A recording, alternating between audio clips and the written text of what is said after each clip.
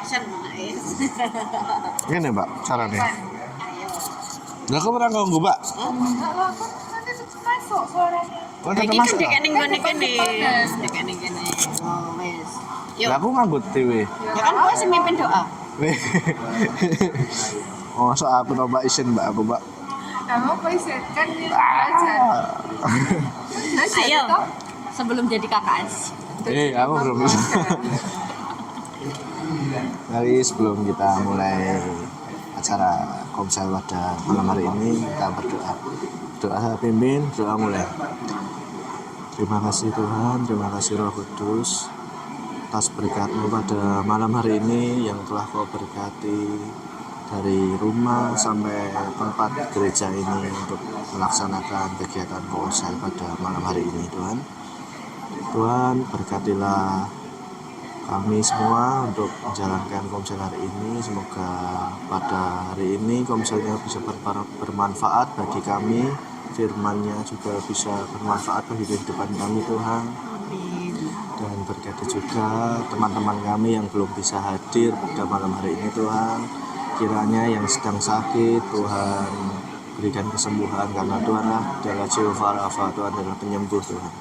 Dan berkati juga jika ada halangan, Tuhan perlancarkan, Tuhan permudah, Tuhan urusannya, Tuhan teman-teman kami. Tuhan, doa ini dipersembahkan yang hanya di dalam satu nama Yesus Kristus. Haleluya, amin. Amin. Yes, Wes. biasa. Ngene iki. Tas.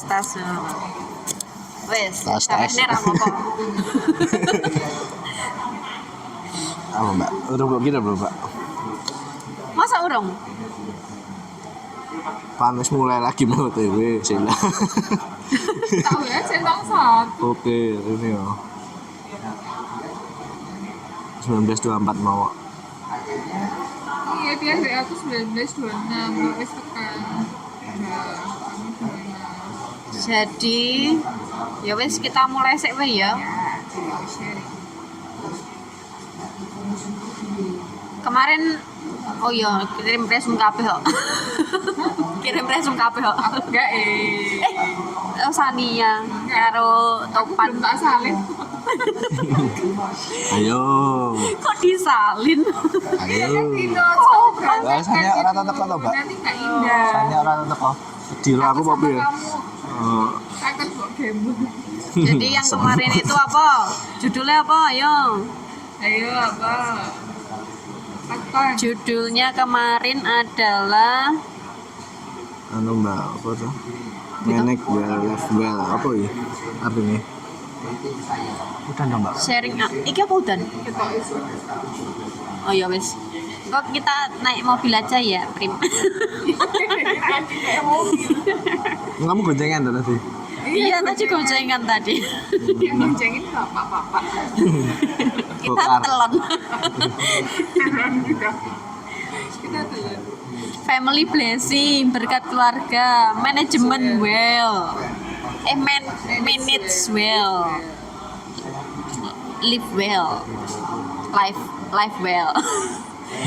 Jadi menjadi manajer ya loh, manajer yang baik. Yang pertama poinnya adalah pentingnya manajemen dalam keluarga. Jadi bukan hanya di dalam pekerjaan, di dalam kehidupan kita sendiri, tetapi manajemen keluarga itu penting. Maka dari itu ketika aku punya anggota di di tim media, aku pun nggak sing terlalu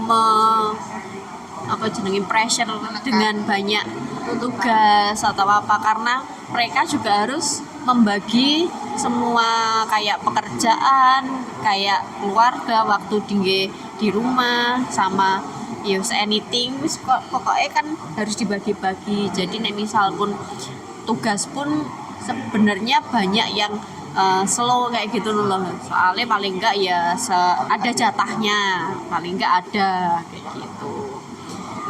Karena apa pentingnya kita tuh berkomunikasi juga, bukan hanya dengan teman kerja dan semuanya, tetapi juga dengan keluarga, karena kita kan pasti masih hidup di dalam lingkungan keluarga kan. Jadi kalau kita mau mendapatkan support yang Sina.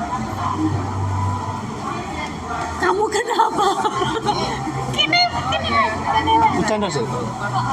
Terus, Oh ya ampun.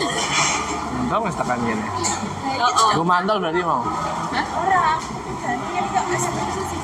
Oh, Wah, ini. Lagi baik. Tadi pas dia pemantauan gak masih terus. Ya. Ayo kemana? Ya. Oke. gue mikir lah. Kuis nganu dekekno rada kene wae. Dekekno kene wae ben suarane Ora iso lebu kabeh. Ora. Kesaksian loh, pakai Heeh. Dia Tak mau rekam. Ora. dia mau kesaksian. Oh iya. Cari dia sama. Hah? Iki nganu ben memorine rada lodang. Nah, iki memorine kebak. Karena dibuat kerja sekarang pindah nganggur. Terus ini kedua, money management. Money management ini nggak kalah pentingnya juga ya. Jadi yang namanya fokus, yang pertama fokus mempertebal cash flow positif.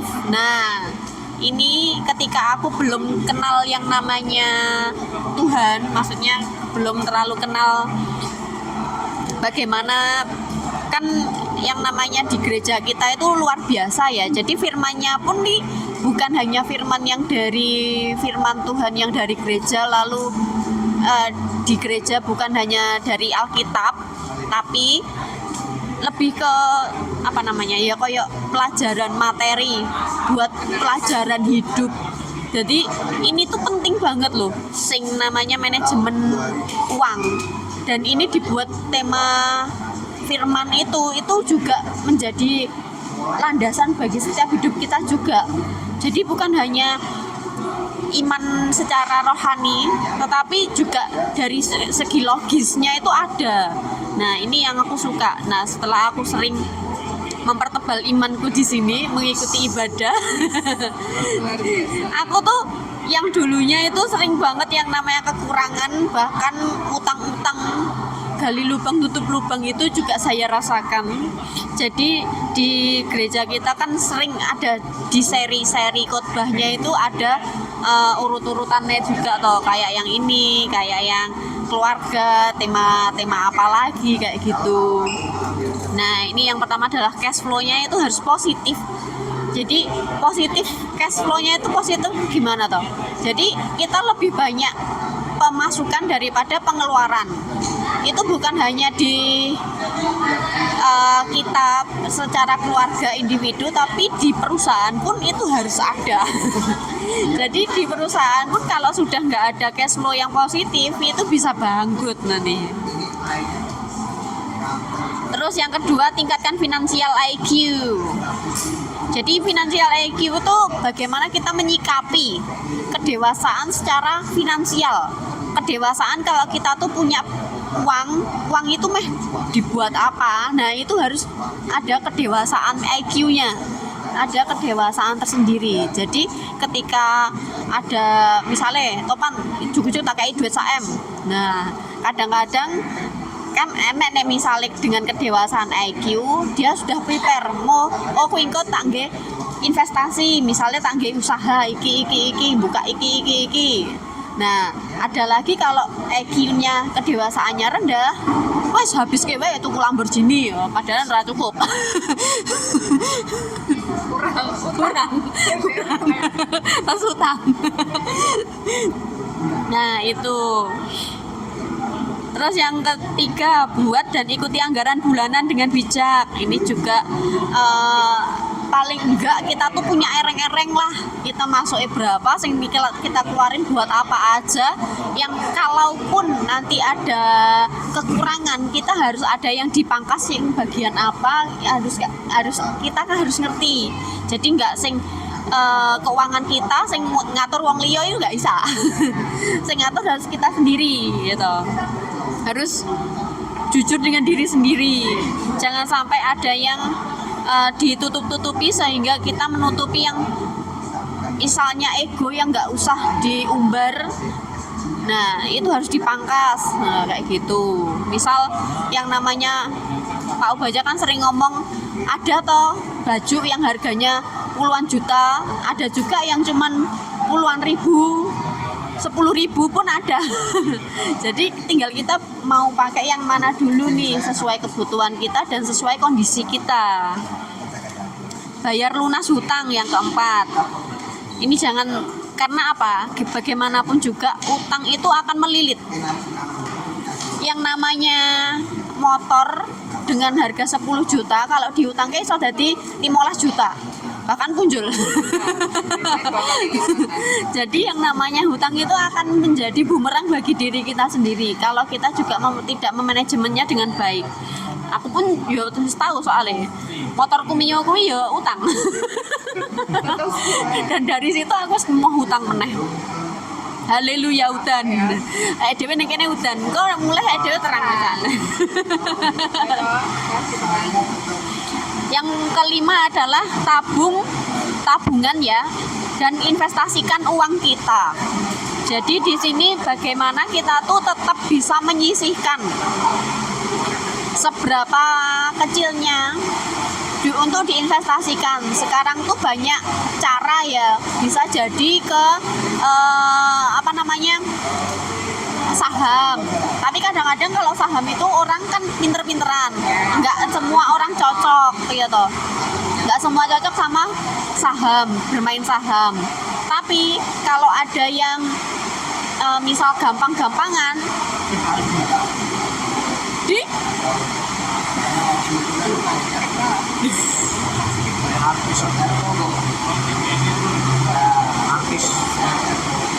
saya nggak mau menghujat.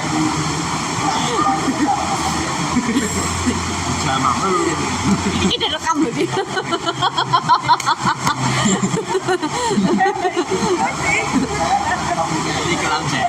Jadi investasi yang lain itu bisa, yang paling gampang lah berupa apa? Emas. Emas itu nilainya lebih sering tinggi naik daripada turun. Itu yang gampang-gampangannya cara bodone kuwi lah ngono. Jadi ketika kita nyisih ke uang-uang nek wis klumpuk tukokne Mas kan Mas ana sing 1 gram, ana sing berapa gram, tergantung kan. Nanti kalau udah ada tambahan didol, nah bikin antam misalnya kayak gitu. Itu yang keenam, bangun pagar pengaman finansial. Siapkan dana darurat, ini bisa jadi kayak model-model tabungan tadi ya. Jadi ya paling enggak kita tuh ada serep lah.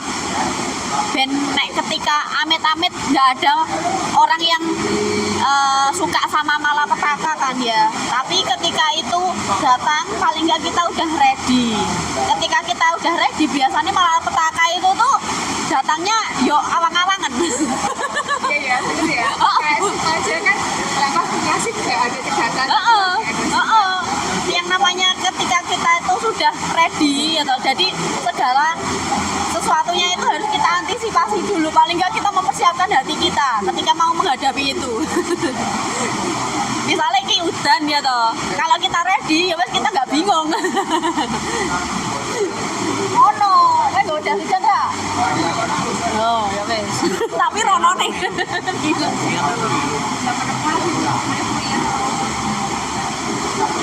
Oh, Pian lagi mulai kuliah ya? 7. Komit dengan perjanjian berkat Tuhan.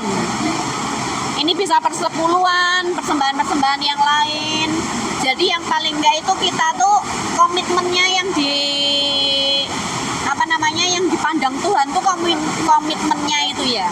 Jadi bagaimanapun kalau persepuluhan kita tuh bagaimana kita mengutamakan dulu. Jadi bukan persepuluhan setelah sisa, tetapi diutamakan terlebih dahulu. Gitu. Terus sebenarnya tadi aku ada tambahan lagi ya. Iki rada bengak-bengok tapi. Hutan. Tentang perumpamaan talenta. Nah, iki pelajaran lho iki.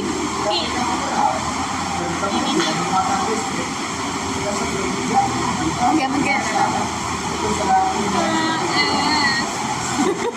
Ini ya kamu sendiri pegangan deh. Udah, kamu nggak mau ngerti. Lah mau sumu kok. Wah, aku udah mau dia mau BTH. Padahal ini mau sumu banget loh. Puasa.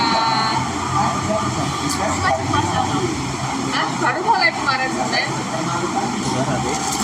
Makan aja. Aku sedih nama. Iya, cegah udah. Kenapa lah? Ya. Kan cegah ada gawe-gawean ini. Saya diem. Wes kembali. Ini aku meh kasih pelajaran penting ki. Wes. Terima. Kirema iki, heeh, biasanya nek aku lagi entuk ngono kan tak cateti. Lah, iki ndek iki yo jelalah wis suwe ora komsel ya to. Langsung begitu eling sampai numpuk-numpuk wisan. Terus yang pertama adalah bagaimana tentang Aku harus nyawa mas saya. nah ini ketutupan. Jadi yang pertama adalah tentang perumpamaan talenta. Ada yang tahu kisah tentang talenta?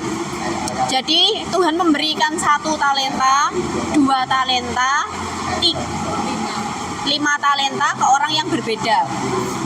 Yang 1 tidak menghasilkan apapun, terus yang 2 menghasilkan 2 kali 4 jadeno, yang 5 menghasilkan 10.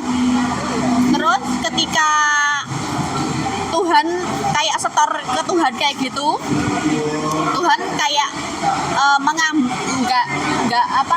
Tuhan kayak marah kan. Tuhan marah kepada orang yang mempunyai 1 talenta tidak ada hasil apapun.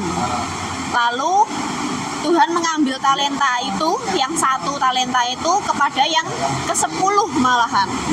Kenapa? Nah itu adalah prinsip bagaimana tuh orang ada di suatu standar finansial. Jadi ketika orang miskin itu kadang-kadang kenapa dia hidupnya miskin terus? Bisa jadi itu kayak jadi yang orang yang dikasih 1 talenta, dikasih kemampuan, dikasih anggota tubuh yang lengkap, tetapi tidak digunakan dengan baik. Punya akal pikiran dan hati, tapi tidak digunakan dengan baik. Akhirnya ketika setoran sama Tuhan, apa yang sing mbok hasilkan? Nggak ada. Tetapi kalau orang kaya, lebih banyak orang kaya tambah kaya. Karena ini tadi, dia bisa mengembangkan dari 5 talenta ke 10 talenta. Ini yang juga yang jadi landasan supaya kita tuh juga tahu ya bagaimana prinsip finansial yang ada di dunia ini, supaya kita juga bisa mempelajari hal itu dan menerapkannya dalam kehidupan kita sehari-hari. Nek misalnya kita nek aku jujur aku dulu itu sederhana ya, lebih cenderung ke kurang mampu. Jadi ketika aku udah punya kerjaan, aku tuh pengen banget yang namanya mentas dari keadaan yang dulu kayak gitu. Jadi keinginan yang begitu kuat itu yang membuatku jadi kayak jadi sing jenenge rema Tuhan apapun itu kan membantu kita supaya kita tuh bisa hidup lebih baik lagi kan. Dengan adanya firman Tuhan, aku bergereja di sini, aku dapatkan juga istilahnya materi-materi kehidupan itu yang tak terapke, dan aku juga bisa menerapkannya itu jadi istilahnya kesuksesan ketika menghadapi dunia ini kayak gitu. Jadi aku ajak teman-teman yang misalnya namanya rema apapun yang dari gereja, jangan anggap sepele, karena itu tuh bisa jadi itu adalah perkataan Tuhan sendiri ke kita. Jangan sampai kita menyepelekan apa yang menjadi perkataan Tuhan, karena kita akan terlewat, nggak dapat apa-apa kayak gitu. Seperti perumpamaan orang 1 talenta yang dikasih 1 talenta tadi. Yang kedua adalah SPR. SPR itu kayak som, kayak komsel kayak gini, ibadah, itu tuh adalah suatu bentuk penundukan diri. Jadi penundukan diri itu bagaimana toh? Ketika kita mau untuk merendahkan diri kita, ikut kan misal orang ada kayak wah aku wes ngomong pinter, aku gak perlu som-soman barang. Nah, beda halnya kalau mengikuti SPR dengan adanya kita mengikuti ibadah, kita karena apa? Kita butuh firman Tuhan. Terus ketika kita komsel itu ya itu tadi, jangan sampai kita tuh kayak abai. Wah komsel paling ya mau kayak gitu toh. Tapi sebenarnya bukan apa sing tak ucapke sing buat komsel itu tuh jadi tapi sifat penundukan kita supaya kita tuh dipandang, kita tuh apapun yang kita jalani di kehidupan ini jangan anggap kita tuh melakukannya cuman buat diri kita sendiri, tapi kita tuh melakukannya demi Tuhan. Jadi ketika komsel kayak mau ibadah pun kadang-kadang masih yang iki udan tapi direwangi mantolan apa-apa. Nah itu tuh adalah suatu sifat yang Tuhan dambakan kayak gitu loh. Tuhan dikejar kayak gitu. Misal pun komsel, ojo mandang komsele, tapi pandanglah ini sifat penundukanmu sama Tuhan. Demi komsel, demi kayak gitu. Jadi jangan sampai kita tuh mengabaikan setiap pertemuan, misalnya yaitu tadi banyak dari SPR itu skema perjalanan rohani ya, SPR itu ya. Skema perjalanan rohani yaitu ini mulai dari ibadah raya, terus komsel kayak gini, terus som, jadi KKS. Nah saja nih KKS pun jadi KKS itu bukan gagah-gagahan ya. Jadi KKS itu aku ini megah nih kan dari KKS. Tapi karena aku tuh ditegur Tuhan sendiri dan aku nurut sama Tuhan, maksudnya ya wes aku melangkah. Karena apa? Aku ngerti kerinduan Tuhan tuh apa toh? Banyak selamatkan jiwa. Jadi ketika aku jadi KKS kayak apa, aku diajari, digembleng kayak gitu loh. Dan misalnya aku jelek, nanti gimana aku ngasih contoh nih. Nah gitu. Jadi yang namanya dari KKS itu bukan jadi beban, tetapi kita tuh jadi kayak pembelajaran buat diri kita sendiri. Dan kita tuh nemboi meh macem-macem. Kita wes kita udah KKS loh. Aku udah KKS loh. Ya itu, jadi tetap yang namanya SPR, skema perjalanan rohani itu adalah bagaimana kita menundukkan diri kepada pembentukan karakter diri kita sendiri. Yang ketiga, jangan sampai kita ikut komsel tapi nggak dapat apa-apa. Nah ini, aku tuh di sini bisa kalian anggap sebagai mentor. Jadi jangan sampai kalau kalian tuh merasa bahwa ada kasta atau apa kayak gitu, bukan. Kita ada anggota dan aku di sini sebagai mentornya. Jadi ketika kalian menghadapi masalah, jangan segan juga mau curhat juga. Daripada kalian curhat ke orang-orang yang belum tentu di jalan yang baik. masalah Mana deh curhatnya ning aku wis entek-entek anak. enak banget mbak. Ya curhatnya ya kita tidak menerima curhatan. Jadi kita ini di sini adalah tim ya. Ada mentor, ada anggota. Tujuannya apa dari ini semua? Tujuannya tampon ya. Masa kan? Angin.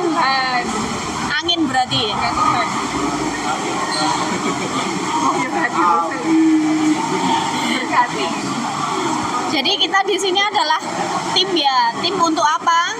Untuk kita tuh bisa berdampak bagi sekeliling kita. Dengan aku ngajari kayak gini kepada teman-teman sekalian, sekiranya teman-teman juga bisa jadi terang, supaya ketika di tempat kalian masing-masing, kalian juga bisa mendapat memberikan berkat ini nyalur ke. Jadi apa yang udah tak sampaikan, jangan sampai cuman kalian pendem sendiri, tetapi harus disalur ke. Yang namanya berkat kalau dipendem sendiri nanti laut mati, jadi nggak berdampak apa-apa dan dia tidak memiliki kehidupan, tetapi harus disalurkan. Jadi ketika kalian udah tak kasih clue-clue buat pelajaran hidupnya ini, nah misalnya kalian menjadi terang, misalnya dicurhati karo teman-teman, ya jangan ngekei curhatan sing apa solusi sing menyimpang kayak gitu. Jadi belajar juga biar jadi berkat bagi sekeliling kalian kayak gitu. Nah ini terus yang selanjutnya, berkat itu tergantung bagaimana kita memanajemen apa yang sudah Tuhan berikan pada kita. Untuk apa berkat yang Tuhan berikan itu? Kerinduan Tuhan adalah jiwa-jiwa. Nah, misal yaitu tadi, kalau kita dikasih uang misalnya saen, buat apa toh? Kayak gitu. Kadang kan misalnya kamu tak kasih kepercayaan kayak talenta tadi, aku ngasihin 1M ning awakmu, nek Tuhan belum tahu kinerjamu, Tuhan pasti nggak akan kasihkan itu ke kamu. Tetapi kalau Tuhan tahu kinerja kita, bagaimana kita mengelola uang, bagaimana kita akan menggunakan uang tersebut, itu tuh Tuhan akan berikan jauh meneh nganu MM-an. Kamu apa yang kamu pingin pun Tuhan bisa kok. Jadi nggak ada batasan, unlimited. Nah itu, jadi kalaupun kerinduan Tuhan tuh menyelamatkan jiwa-jiwa, menyelamatkan bangsa, ya bagaimana kita menggunakan itu semua tuh untuk juga menyelamatkan jiwa.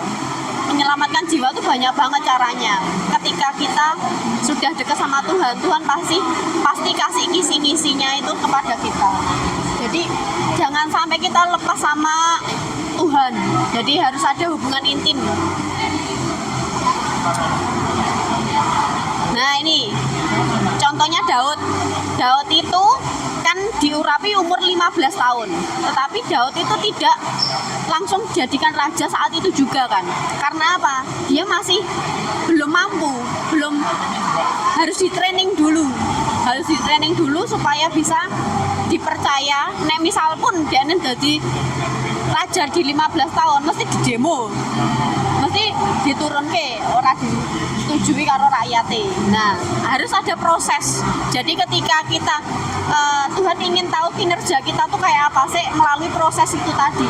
Dan kita diproses saja wes mutung, ya gimana kita mendapatkan apa yang Tuhan mau kasih kayak gitu. Terus selanjutnya ini bagaimana kita tuh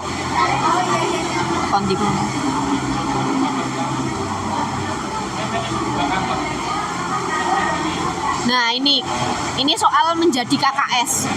Kalau kita kayak dulu, aku pun juga nggak mau jadi KKS. Dikongkon Tuhan dijorok nih soalnya. Nah itu tadi sifat kalau misalnya jam bolong-bolong, kalau hujan jadi KKS.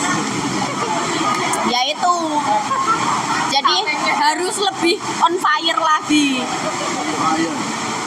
Ini loh yang udah on fire. Terus ketika kita nggak mau jadi KKS, itu sama artinya kita nggak mau jadi orang tua. Apakah kita mau jadi anak-anak terus kayak gitu? Jadi KKS itu sebenarnya orang tua pun juga banyak yang nggak bener ya. tapi bagaimana ketika kita nggak bener, itu pasti berkat Tuhan tuh kayak juga mandek. Jadi kalau ada juga yang KKS, ya semacam orang tua tua lah. Banyak juga, ada juga KKS yang tidak ada ngomong, maksudnya mementori anggotanya juga ada juga yang sukses dalam mementori anggotanya juga banyak. Itu bagaimana orang tua seperti mendidik anaknya. Ada yang sukses mendidik anaknya, ada yang enggak. Terus ada juga orang tua itu yang bisa menjadi berkat buat anak-anaknya. Ya itu tadi, misalnya seorang orang tua itu menjadi pengusaha. Elek-elek anaknya jadi pengusaha juga. Kadang-kadang adalah modal, kalau nggak langsung nganu, tapi kadang-kadang manajemennya kan juga beda, beda sama orang tuanya. Nah ini antara orang tuanya itu yang berhasil mementori anaknya atau anaknya yang dablek. Nah ini juga banyak faktor, jadi kayak gitu. Jadi yang logikanya KKS itu seperti halnya orang tua kayak gitu. Orang tua juga ingin anak-anaknya juga maju kayak gitu. Jadi bagaimanapun ya aku kerinduanku teman-teman iso bukan hanya istilahnya berhasil jadi KKS. Karena KKS itu menurutku itu adalah bagaimana kita bisa menaklukkan diri kita sendiri. Jadi melawan semua kedagingan supaya untuk melayani Tuhan. Karena menurutku pelayanan paling berat itu adalah KKS. Soalnya kita salah, kita ada celah untuk dicacat gitu kan ya. Menurutku ya, maksudnya kita pelayanan biasa. Mik. Katakanlah kalau pelayanan biasa pun kita kan juga ada celah ketika misalkan kita katakanlah cuman pelayanan di usher, terus kita kena masalah, itu kan pasti pelayanan kita juga jadi kayak batu sandungan juga, kayak orang melakukannya kayak gitu kok pelayanan gitu kan. Jadi dinilai jelek toh. Itu aja udah berat, apalagi jadi KKS kan yang punya anak-anak kan sebenarnya harus jadi contoh buat anak-anaknya. Tapi kan balik lagi ya, sebenarnya KKS juga manusia, bisa juga jatuh Ya ada lah paling enggak, tapi kan nek iso kudune jadi mentor yang baik kayak gitu. Paling enggak lah bisa memberikan contoh sih kayak gitu. Soalnya juga ya itu tadi. Berarti kalau udah bisa jadi KKS itu artinya kita sudah dewasa. apa Pan? Dewasa.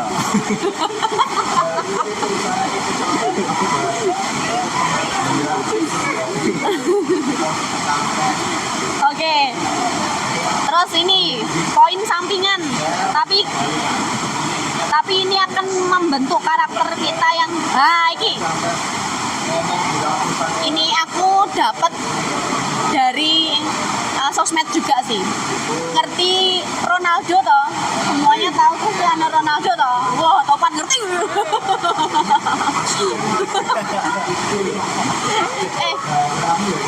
Dia awalnya itu dari apa? Awalnya kehidupannya dia itu dari orang seperti apa? Nggak mampu lah. Kurang spesifik. Detailnya jadi mah.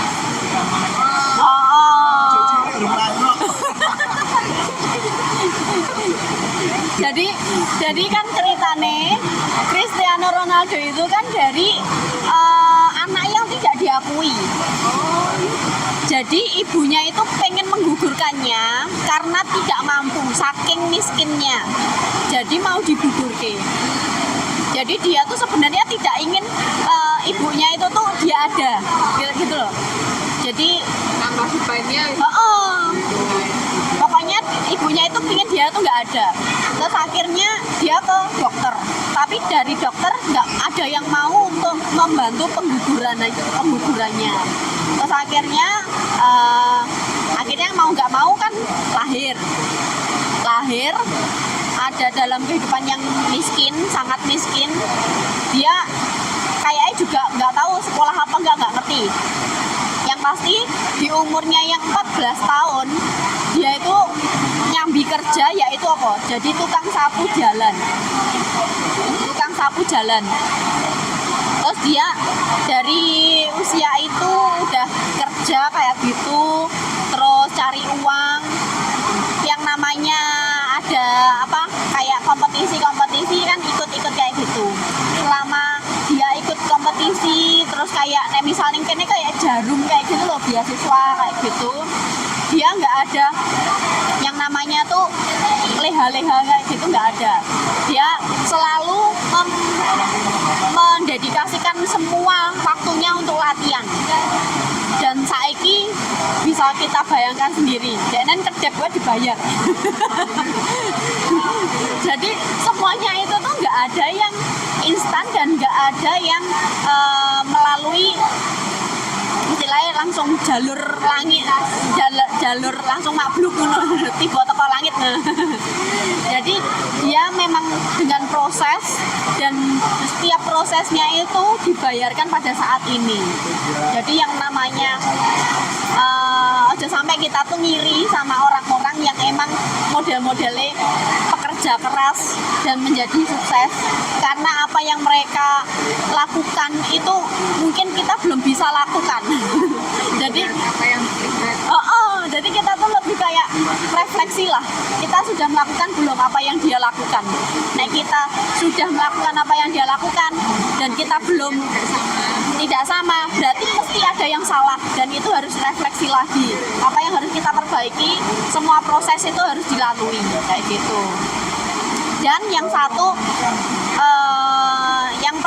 yang satu karakter yang dari Cristiano Ronaldo itu yang paling spesifik adalah dia suka bersih-bersih.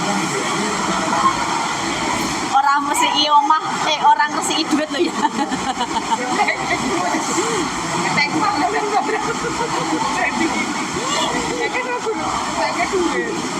Jadi ada studi kalau kita suka bersih-bersih itu rezeki jadi lancar. Katanya gitu sih.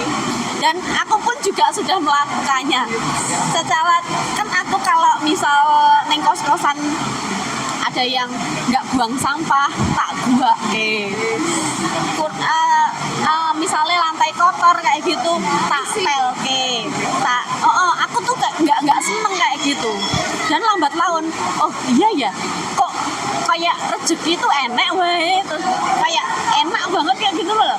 Dan aku jadi kemarin itu baru aja ya lihat konten-konten soal itu tadi, orang yang suka bersih-bersih relatif lebih rezekinya lebih lebar gitu loh. Oh mungkin kali ya jadi kayak cocokologi. Nah ini juga bisa menjadikan, mungkin kalau bersih itu membuat auranya lebih positif, ngono kan ya iso. Aura bukan hanya di rumah, tempat kerja atau apapun itu lebih Terus kalau kita misalnya ngene iki kotor terus saya dhewe ngguake.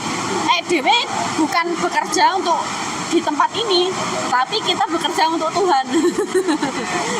Kita gelem guake sampah ngene iki lah ning tempat sampah. Itu yang ngelihat bukan orang tok, yang ngelihat Tuhan. Jadi itu sekecil itu.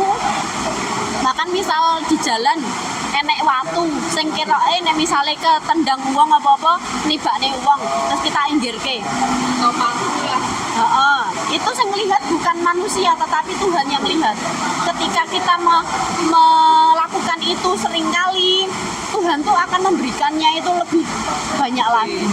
Jadi jangan bosan-bosan supaya kita tuh berbuat apa yang menurut kita baik, langsung di depan mata, langsung nek iso langsung diinggirke ya iso, diinggirke ya dindang diinggirke. Nek misale enggak baik apa-apa, misale kanca-kanca saiki misale do ngomong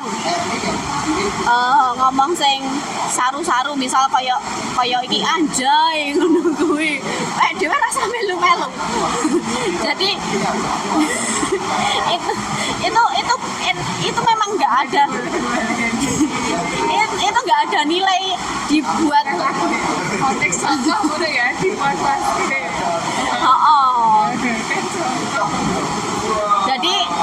tadi ya, kita selalu diperhadapkan dengan kehidupan nyata yang sebenarnya itu tuh sinkron dengan apa yang menjadi firman Tuhan. Jangan sampai kita tuh nggak peka apa yang menjadi intuisi dari apa yang Tuhan kasihkan, itu jangan sampai kita nggak peka. Jadi pribadi kita itu harus dekat dulu sama Tuhan supaya kita tuh dapat dengar-dengaran apa yang jadi perintah sama Tuhan kayak gitu. Jadi kadang-kadang refleks kayak gitu tuh bukan dari diri kita, tapi kadang-kadang kayak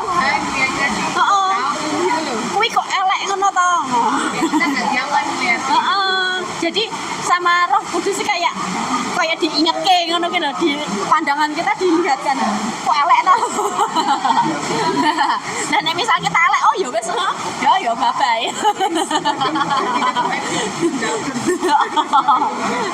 Ya itu. Nah, oke, yo. Ada yang mau sharing? Katanya Novan mau kesaksian. Katanya mau kesaksian. Aku nggak ada kesaksian.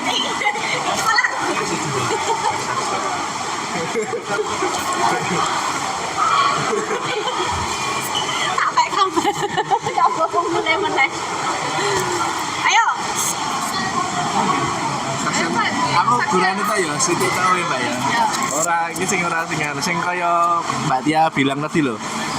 Sing kaya misalnya ada kotoran, mbok bersihin, mbok pel. Terus ada rezeki sing datang. Monggo curhat. Lah pas itu mungkin seminggu yang lalu atau 2 minggu yang lalu ya, aku kan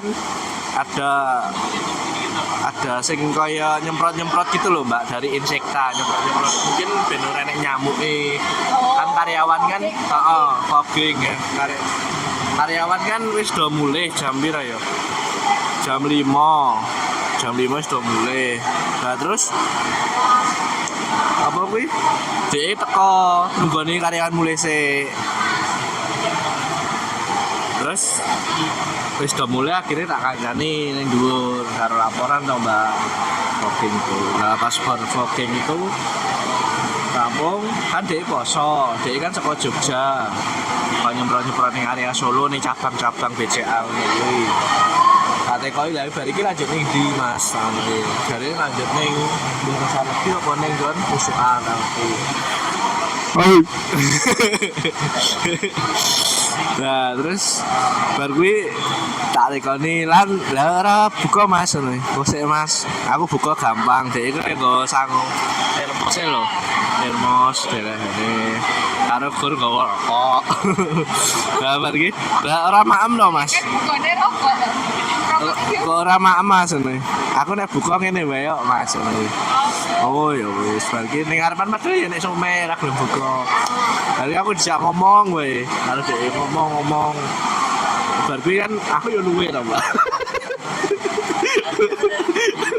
Aku yo luwe, wali dijak ngomong wae, Pak. Aja ngomong wae, Pak. Aku tak golek anu yo luwe, Pak. Akhirnya aku jaga ning ngono, aku golek wedangan rono.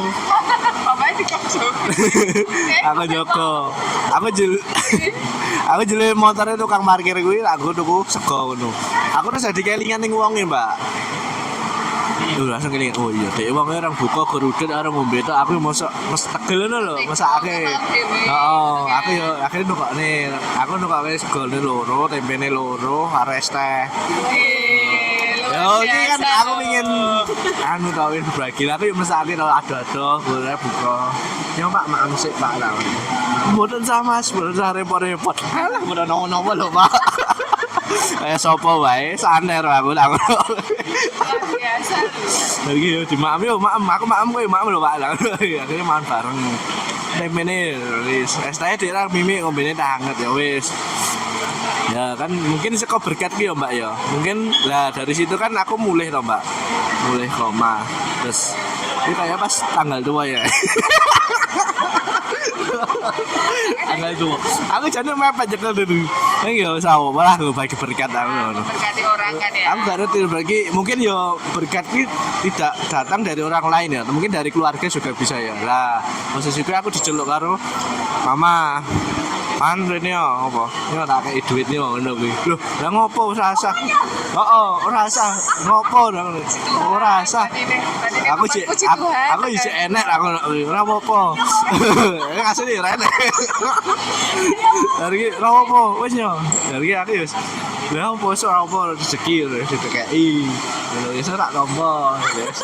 Pas tanggal rumah lah. Wis isi ditambahi papa nggo tuku bensin ngono lho. Aku wis asah ora punya bensin. Luar biasa dikembalikan berkali-kali lipat. Hari aku langsung mikir, aku bengine merenung deh mbak. Oh iya, aku mau ngei bapak ya mungkin berkati bapak ya doang kayak barang. Ya muga rezekine lancar ya mas ya, ngono ini lancar. Orang kebantu banget dan doanya tulus. Heeh, lah aku ya makan langsung detik kuwi juga langsung diganti Tuhan berkali lipat langsung. Nah, ngono lah. Luar biasa. Monggo saksikan. Ya kadang maksudnya menurut kita itu cuma sepele ya, menurut kita cuma sepele nasi bandeng berapa toh ya, tapi kan bagi orang itu yang dikasih topan itu kan kayak wah aku pas nggak ada banget nih masa kasih aku belum buka barang gitu kan, itu kan menurut orang itu berharga banget. Nah kadang kita tuh nggak taunya di situ ketika menurut kita nggak pantas, misalkan aku cuma punya ini nih tapi aku pengen banget nih ngasih topan, misalkan aku cuma punya duit 50 gitu tapi kayak hatiku tuh pengen banget ngasih topan gitu ya. Kita kan nggak ngerti keadaan topan sebenarnya seperti apa ya. Menurutku ya selama ini sih aku mengambil selama beberapa pengalaman ketika nggak tak lakukan itu tuh kayak gelo di diriku sendiri, karena habis itu kayak aku terus tahu ternyata dia tuh susah, padahal hatiku tuh tergerak banget kasih dia, ternyata memang dia tuh butuh bantuan gitu kan. Makanya ketika kita ada hati kita, intuisi kita tuh nyuruh kita untuk melakukan sesuatu. Kadang-kadang itu adalah tuntunan Roh Kudus. Nah, itu. Tuntunan Roh Kudus itu dadaan. Ya. Orangnya sing direncana. Bener. Jadi nek misalnya kita langsung kayak intuisi dikasih Roh Kudus, kokon ngene, ayo gendang dilakukan. Nek gak yo kuwi mau penyesalan yang ada. Karena belum tentu kan menurut kita, wah masa cuma 50 tok itu, tapi bagi topan kan bisa jadi itu benar-benar berharga buat dia saat itu gitu. Sama apa ya, memperpanjang hidupnya mungkin, atau buat dia makan hari itu kan. Sama yang juga jadi adalah keikhlasan. Nah. Bagaimana kita tuh menyikapi hati kita sendiri. Pas memberikannya itu tuh kita ada istilahnya Motivasi timbal balik lain. orang. Misalnya kita ikhlas emang bener-bener aku pengen jadi berkat. Itu bakalan balik juga ke kita dan bahkan berlipat kali ganda. Itu adalah prinsip ya istilahnya ki berkat lah, tabur tuai. Bertuai. Begitu. Terus ada lagi?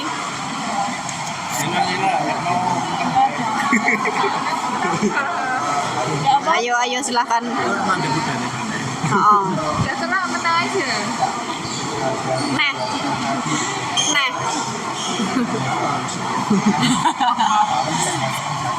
Tapi dari ini tadi udah ya, teman-teman udah paham ya paling enggak ya. Yang namanya firman Tuhan tuh kan ya itu tadi ya. Bagaimana kita tuh menyikapi semua apa yang terjadi pada kehidupan kita untuk memberikan sesuatu yang positif. Kita tuh harus bisa memberikan solusi daripada kita harus terkekang dalam masalah. Kayak pemuritan yang kemarin itu ketika ada malapetaka, itu bahkan Daud pun mengalaminya. Jadi setiap orang tuh nggak ada yang luput dari malapetaka, dan itu pun dadaan. Tetapi ketika kita menghadapi malapetaka, apa yang kita lakukan dulu? Yang pertama, jangan sampai kita tuh gegabah dalam berpikir. Nah, kemerungsung. Jangan kita tuh kayak panik. Ada kan panik attack. Jadi ketika kita menghadapi suatu masalah, kita langsung banyak ide. Iki piye? No. Jadi ketika ada masalah, kita harus lebih tenang dulu. Kita ngademke pikirane dhewe, atine dhewe didemke, baru kita bisa memikirkan apa ini solusinya. Nah, ketika itu sudah ada dalam pikiran kita, bagaimana kita harus mencari solusi? Yang pertama, cari Tuhan. Karena ketika kita nggak bikin Tuhan tuh menjadi satu-satunya yang menjadikan solusi bagi kita. Jangan sampai kita tuh berjalan sendiri tanpa melibatkan Tuhan.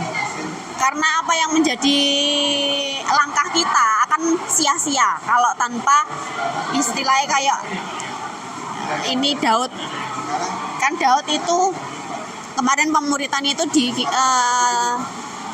bahas lagi soal Daud yang di apa namanya di Siklak, ngerti Siklak ya, kasus sampean cerita tentang Siklak di mana semua keluarga Daud dan semua keluarganya dari tentara-tentara bangsanya Daud ini ditawan dan semua dijarah, harta bendanya dijarah. Itu adalah suatu malapetaka yang luar biasa. Dan ketika tahu pun orang-orang yang di situ bukan malah mendukung Daud, tetapi malah mateni Daud. Itu adalah suatu yang genting dan amat sangat genting. Nah, ketika kayak gitu terjadi, apa yang Daud lakukan, dia mencari apa yang jadi rema buat Tuhan, aku meh piye iki, kayak gitu. Nek misale Tuhan aku nek misale nguber kuwi keoyak apa ora Tuhan, kayak gitu loh. Dan akhirnya ketika intuisi dari Roh Kudus turun kepada Daud, terus Daud oke, ada lampu hijau buat nyerang balik. Akhirnya Daud mendapatkan jarahan 2 kali lipat dan bahkan lebih melimpah daripada apa yang dijarah. Dan semua keluarganya pun balik kayak gitu. Jadi ketika kita mendapatkan masalah, jangan sampai kita tuh aduh ki piye banyak idewe wes mobat-mabit kanan kiri, nabrak-nabrak ora entuk solusi. Jadi ketika wes masalah mentok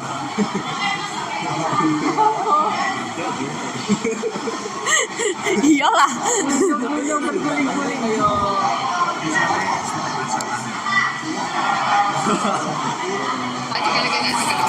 Kualik. Ngene. Ya. Misalnya kayak ada masalah lah, masalah ki kayak datangnya malah bertubi-tubi. Misalnya ki urung rampung, iki nih urung rampung, sijine enek Nah, itu namanya malapetaka. Lah, mungkin dari situ kan saka masalah pertama kadang belum sadar ya. Masalah lah gampang lah. Ternyata ngono ki nek wong gampang nih. Lah sing keloro ya koyo ngene nih paling ngono tok Mbak Den. Lah sing ketelu mungkin lagi sadar sing ketelu aku dengan masalah we. Lah kuwi pernah sing tak alami Mbak koyo sumpek lho Mbak nek nggon ati ngono Mbak. Tapi terus bar kuwi aku yo ambil doa. Mungkin doa belum bisa langsung menyelesaikan, tapi saka doa kuwi mungkin membuat hati tenang to Mbak. Nah, tenangkan. Lah terus aku juga kaya pingin ning Pondok Daud. Aku wis niat konsisten malamnya meh Pondok Daud ya mungkin ning kono kan doa sambil nangis. Lah ning kono wis mulai tenang hati kan. Wis pikirannya wis mulai adem. Baru iso mikir. Lah, berarti mungkin mungkin bisa menyelesaikan masalahku ya mungkin sesuke apa kapane selesaikan satu persatu. Ya mungkin sih kalau doa kan membuat hati ini tenang dulu Mbak. Ya, betul sekali. Aslinya Topan nih wes layak dari KKS loh. Itu kasihan jadi kakaknya. Tos. Ada, ya Topan. Tapi kan tenang. Iya, loh itu tuh dari pengalaman hidupmu sing mbok tumbuk-tumbuk dan istilahnya kamu sukses buat melampauinya. Itu jadi berkat buat teman-teman juga.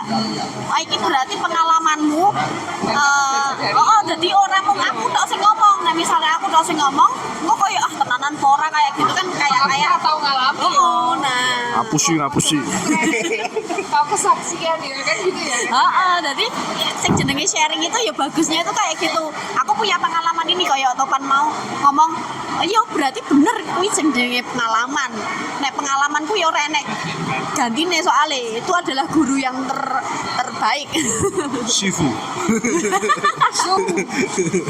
Suhu badan. Oke, jadi ya itu ya namanya, kalaupun kita nggak bisa langsung kayak menerima intuisi yang dari Tuhan, rema langsung, wah lu kuno kayak aku ujuk-ujuk dibisik ingin iki. Nah itu dengan salah satu jalan adalah kita mendekatkan diri sama Tuhan dulu. Ketika aku dulu terjun ke KA, maksudnya langsung sing tertanam, aku pingin tertanam tenanan. Itu tuh aku kabeh kegiatan yang ada di gereja iki kabeh tak jalani. Mulai sing ibadah minggu, komsel iki aku ora tau sing jenenge libur, kecuali nek KKS enek meliburkan diri, meliburkan komsele. Arepe Jadi hujan. dhisik sekolah ngendi, Pak? Hah? Sekolah gereja ngendi, Pak? Yo kan Cik Cincin. Mergone kan aku karo Kak Heni, asline Kak Heni kuwi anake Cik Cincin. Tapi Cik Cincin Kak Henine itu off jadi KKS, dan karena suatu hal aku meh nunut Cik Cincin kuwi kayak pekewo sama Kak Henine ini kayak gitu loh. Dadekno aku akhirnya ditompo karo Bu Guntur kuwi. Terus akhirnya aku melu Gumara. Dadekno ben maksudnya ben aku duwe kaya ibu sing tenan-tenanan ibu ngono kuwi lho. Nek karo Gumara kan istilahnya seiso ngayomi. Nek Bu Guntur kan saking akeh anak kan ndak fokus. Kan karena wis dhuwur banget ya maksudnya ya. Dadekno ya wis, dadi aku ya karo Gumara barang kuwi. Ya, dengan dari situ dadekno aku ki mulai sing jenenge tenanan karo Tuhan iki bener-bener miracle net, jarang bolong ya an iki sempet ketoke karo Zela barang ya miracle net ya. Zaman biyen pas karo Cik Cincin barang wah sregep banget apapun kegiatan dewe malah. Aku karo Cik Cincin soalnya. Jadi ya itu tadi, ketika kita tuh mau totalitas cari Tuhan, kadang-kadang Tuhan nih ya mulai dari hal-hal kecil, kayak intuisi kecil, kalau kita lakukan akan menjadi lebih besar lagi, dan kayak bola salju itu loh. Dari intuisi yang kecil menjadi lebih besar, dan kalau bisa menjadi peka, itu tuh butuh itu tadi proses dekat kita sama Tuhan tuh apa kayak gitu. Sampai yang di tahap aku tuh setiap subuh ya bangun kayak gitu, mulai iki rodok oblangan. Jadi kayak anak panggilan ya, Mbak ya. Kayak ada panggilan ya. Maksudnya kebangun dewe. GPI kayak ada panggilan. Ora mau neki aku goro-goro kan aku sering ning kene dijak kancaku kos zaman biyen ning pas aku ning Graha.